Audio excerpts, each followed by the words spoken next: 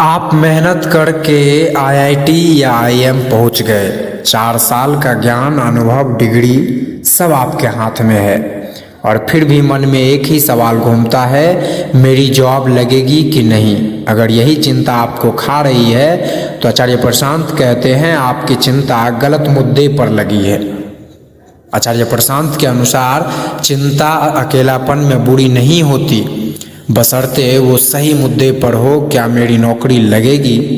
ये चिंता बहुत छोटे स्तर की है, गैर जरूरी है। असली चिंता यह होनी चाहिए कि इन सभी हासिल करने के बाद भी क्या मैं वही सामान्य यूजुअल्स नौकरी करूँगा जो बाकी सब करते हैं। जिसके पास ताकत नहीं होती वो मजबूर होता है, उसे भेड़ की तरह भेड़ों के पीछे चलना पड़ता है। पर शिक्षा शेरनी का दूध है। आप यहाँ आ गए हैं तो आप भेड़ नहीं हैं, शेर हैं।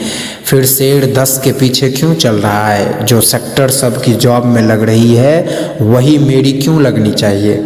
डिग्री के बाद आपके पास एक रिसोर्स है, ज्ञान, अनुभव, प्रतिस्पर्धा, सीखने की क्षमता।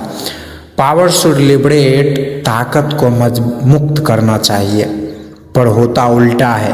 डिग्री मिलने के बाद लोग और ज़्यादा तनाव में आ जाते हैं। असली सवाल यह है, क्या मैं अपनी ज़िंदगी को सार्थक लक्ष्य दूं या भेड़ चाल में फंसकर बस पैसा कमाता रहूं? कैंपस में पहली बार swimming pool, tennis court, squash court, library, gym मिलते हैं और फिर भी कमरे में बैठकर रोना कि मैं अकेला हूँ। लोनली होने के लिए भी फुर्सत चाहिए। 4 साल पलक झपकते बीत जाते हैं। सवाल यह है कि आप इन साधनों का इस्तेमाल कर रहे हैं या कमरे में पड़े रहकर अपनी कमजोरी को बढ़ा रहे हैं। दोस्ती यारी जरूरी है, पर सवाल यह है किससे? जिन्हें जिंदगी में कुछ करना ही करना, वो आपस में मिलकर एक ऐसा ग्रुप बना लेते हैं जो एक दूसरे की कमजोरी को ही बढ़ाने का काम करता है। 4 साल ऐसे बिताकर कहना कि कैंपस ने कुछ नहीं दिया या कैंपस की चूक नहीं, अपनी चूक है।